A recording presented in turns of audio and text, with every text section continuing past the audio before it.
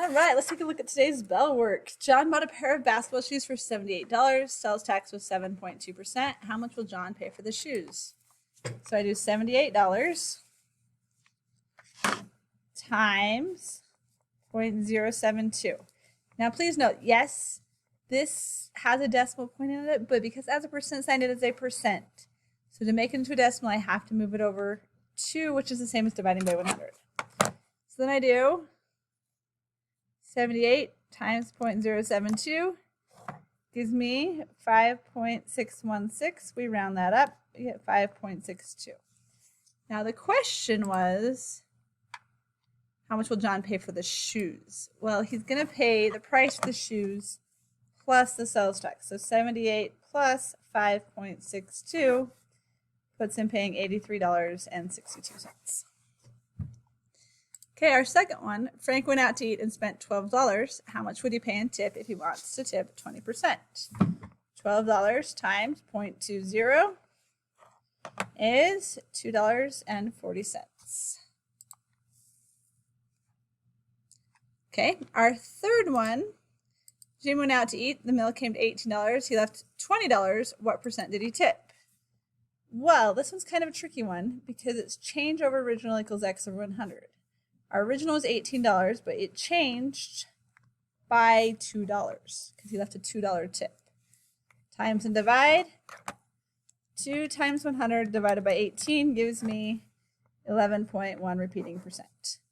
Now, please note on these ones, if it asks me to find the percent, I always go back to the proportion method. You don't have to, but if it asks me to just give it a percent, I'm just going to do percent times whole.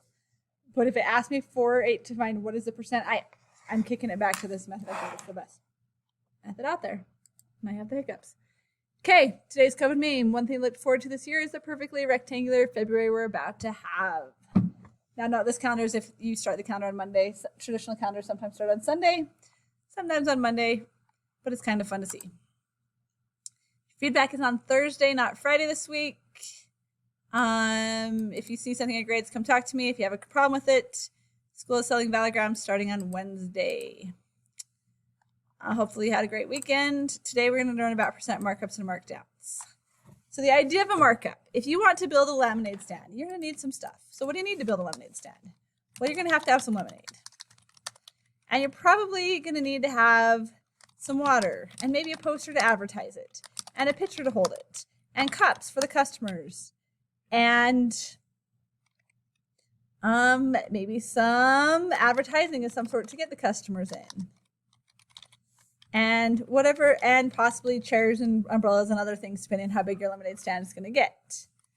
So as you look at all of these different things that you need to buy, there's a cost to them. So if we just go with the basic lemonade, water, and a cup, if those three things together cost 30 cents, and I'm selling my lemonade for 25 cents a cup, I've got a problem. I am literally paying the customer 5 cents to drink the lemonade. That's not a good business model. So instead, I'm going to charge more than 30 cents. So I might charge 50 cents. Maybe it's a busy road and a hot summer day. Maybe I can charge $1. Depending on, it's really, really big cups, maybe even $2, depending on where we're at, what kind of market we've got. But no matter what, I can't charge less than 30 cents because I have to make what I paid originally. This is an example of a markup. I'm going to mark up above the cost. That's what a markup it is. So then, basic thing for markup over whole equals percent over 100, or you take your original price times the percent.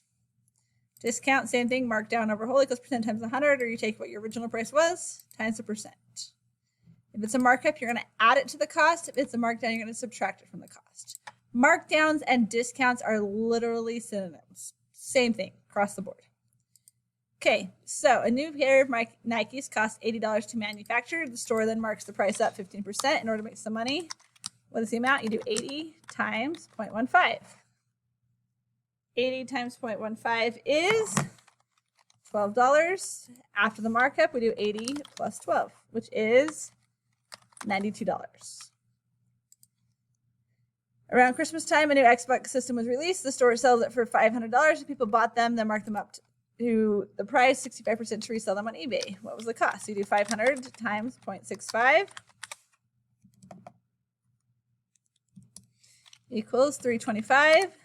500 plus 325 is, drumroll please, 825. And that was a legit ad we actually found.